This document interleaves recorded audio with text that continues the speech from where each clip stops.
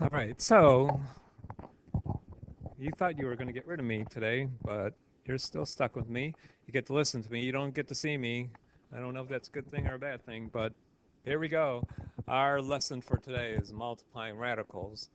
And our lesson today is a lot like what we were doing yesterday with one or two extra steps. So it's pretty simple. So for example, we have radical 2 times radical 8. Multiply first. Always multiply first. Do not simplify first. Multiply first and then simplify. So radical 2 times radical 8 is radical 16, and of course radical 16 is 4. Pretty simple, right?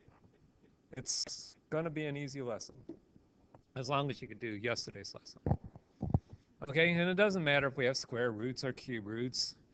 If one was a square root and one was a cube root, we can't multiply them together, at least not yet. But if they're both cube roots, we multiply together 9 and 3, 9 and 3, 17, or 27, and then take the cube root of that. Hopefully you know the cube root of 27 is 3, because 3 times 3 times 3 is 27.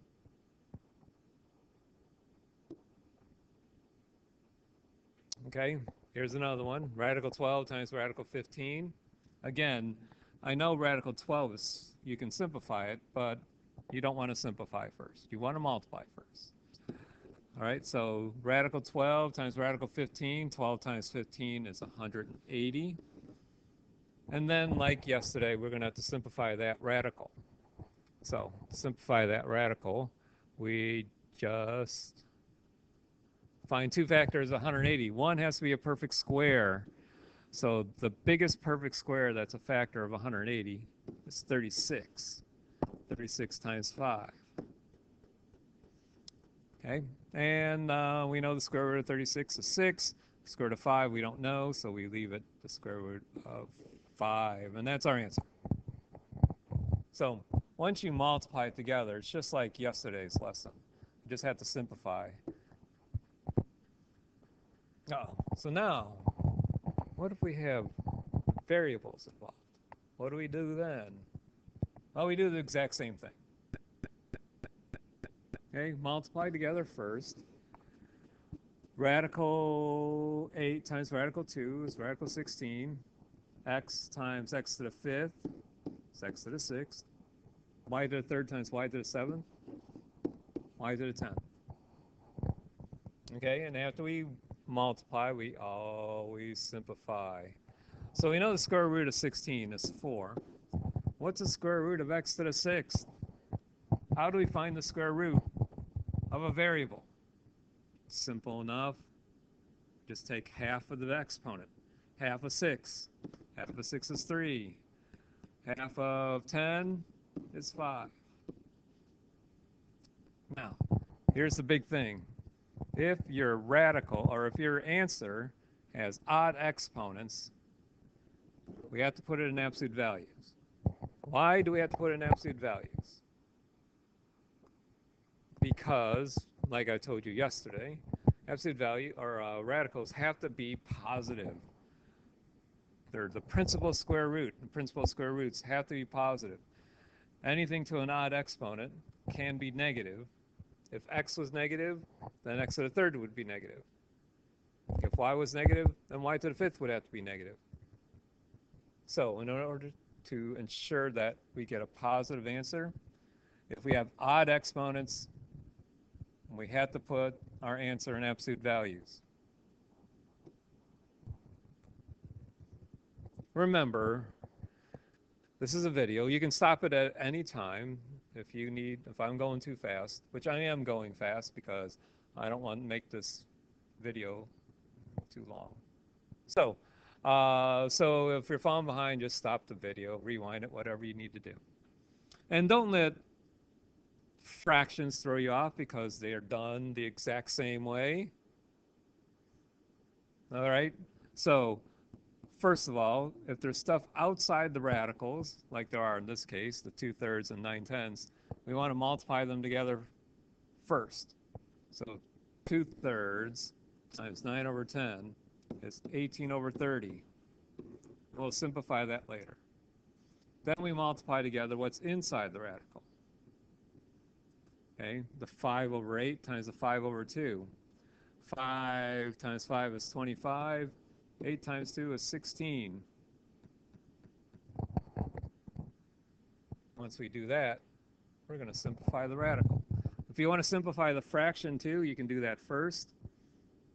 So 18 over 30, 6 goes into 18 3 times. 6 goes into 30 5 times. And then the square root of 25 is 5. And the square root of 16 is 4.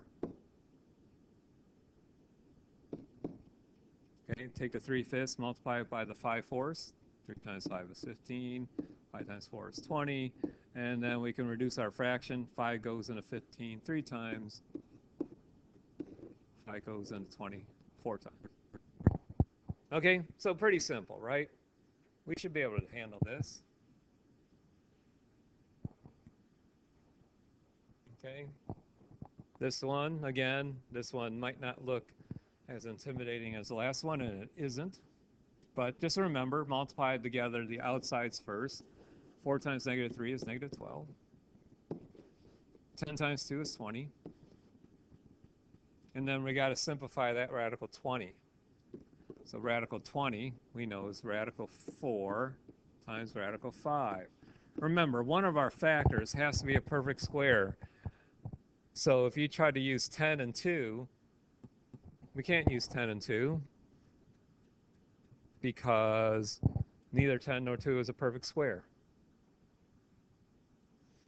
Okay, so we'd have -12. Radical 4 we know is 2.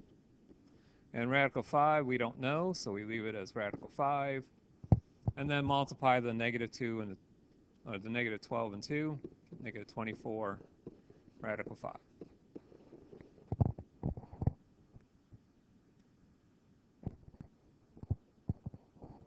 Okay, so now we have two binomials. And of course, when we have two binomials, these are also special binomials. See if you can figure out how special they are, why they're special. But anyways, if we have two binomials, what do we always do? FOIL.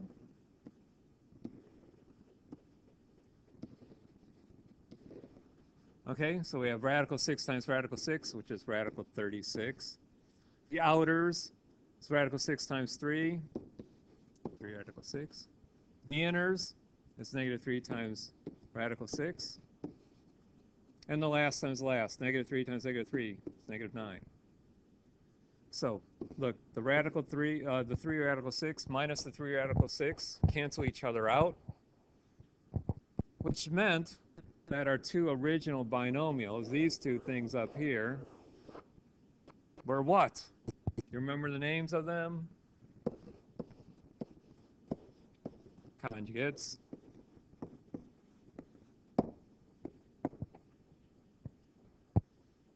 Okay, so back down here, radical 36 is 6. The 2 in the middle cancel each other out.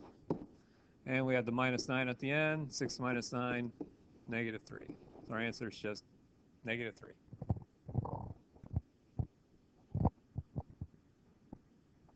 All right, so the next problem, just like the last one, except these aren't conjugates. But we're still going to FOIL. Okay, 7 times 4 is 28. The outers is 7 radical 3. The inners, these two right here, multiply those together, we get -8 radical 3. And then we have 2 radical 3, -2 radical 3 times radical 3. That's -2 radical 9.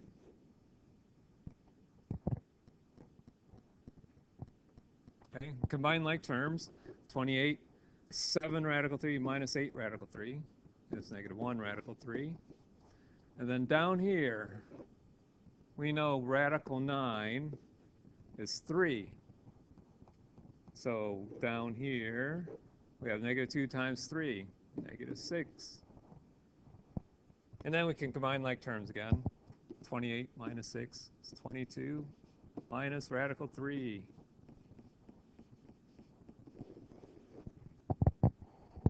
All right, I think I have one last question. And this one is just distributing. It's going to distribute. Okay, so 2 radical 5 times 3, 6 radical 5, minus 2 radical 5 times negative 4 radical 5 is negative 8 radical 25. Well, we know what radical 25 is. That's just 5. So I have 8 times 5, 40. And that's your answer. And that's it. Pretty simple, right? Oh, I have one more question. And I know my juniors, if I did this lesson, they would always mess us up, but you guys are seniors. You know what to do.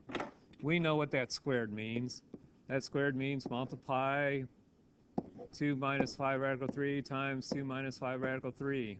And then it just becomes a FOIL problem. Okay?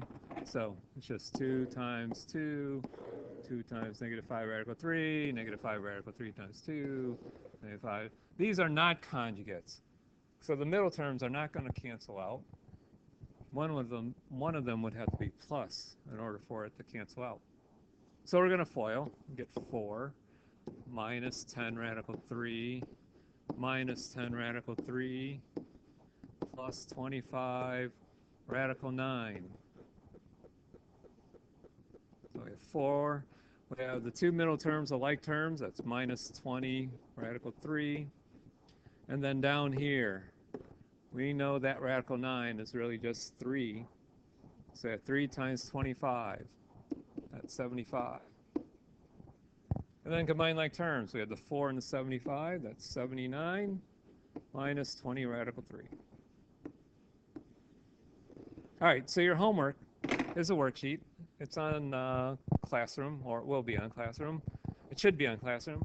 So do it, and it's due tomorrow. Actually, it's not due tomorrow. It's actually going to be due on Tuesday because I won't be here until Tuesday. Yay. All right, so I will see you on Tuesday.